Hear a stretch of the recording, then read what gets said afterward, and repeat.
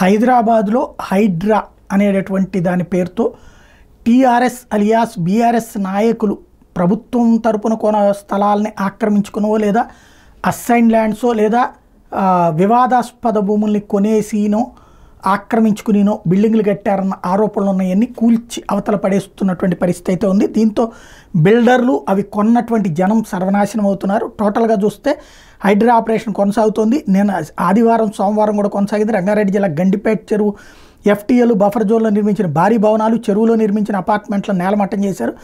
Hydraa commissioner రంగనాథ్కి ఫిర్యాదులు రావడంతో హైడ్రా బృందం రంగంలోకి దిగింది. పటిష్ట బందోబస్తు మధ్య కూల్చివేతలు కొనసాగుతున్నాయి. కూల్చివేతలను అడ్డుకున్న స్థానికుల్ని అధికారులు అరెస్టులు చేయడం కూడా సాగుతోంది.